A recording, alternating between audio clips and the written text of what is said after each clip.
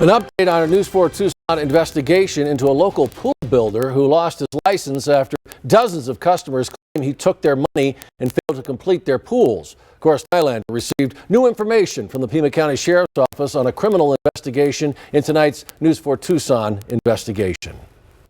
For more than 6 months, we've been looking into complaints against Imperial Pools and Design. Heard from more than a dozen customers out thousands of dollars, many still with holes in their backyards. As some start to see some relief from the ROC, a criminal investigation is moving forward. The News 4 Tucson investigators exposed the first allegations against Imperial Pools and Design and its owner Patrick Crone and his wife and CFO Melissa Crone. Several customers saying they spent tens of thousands of dollars for a new pool, but most of the work they paid for left unfinished. It's a nightmare from the beginning to the end. Hard place to be in for all of us.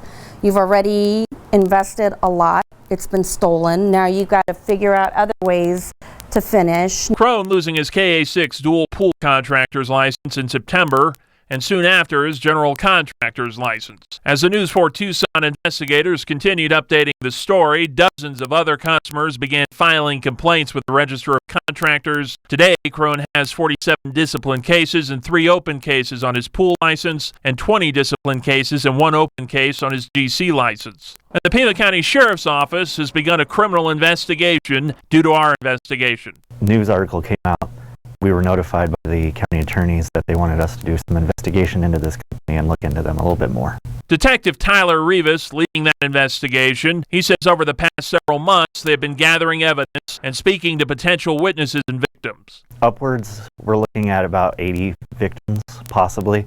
Some of them aren't really victims because they do have completed pools, but they're more witnesses that I would like to speak with in regards to their interaction with the company. He cannot give us many specifics about the case because it's ongoing. They lost their license and our project stopped here. For the customers left with unfinished pools like TMS Zaborski, they have spent months struggling to get bids from other contractors to qualify for an ROC recovery fund. Last week, finally, they were notified of what they would be receiving. Tia was disappointed. The payout was not what we expected. The recovery fund will give her $16,000, only a small fraction of the nearly $50,000 they gave Imperial Pools, and looking at spending tens of thousands more to finish their pool. To me, that's not justice. Tom O'Leary and his wife Julie suffered even more damages and are also being offered around $16,000. Like so many of these customers left behind, they feel helpless. We're considering legal action at this point, but you know, you talk to attorneys and then they get their fee, and then there's so many people that have been taken advantage of that you're not even sure there's anything there to get. So at this point we haven't done anything and not sure what we're going to do.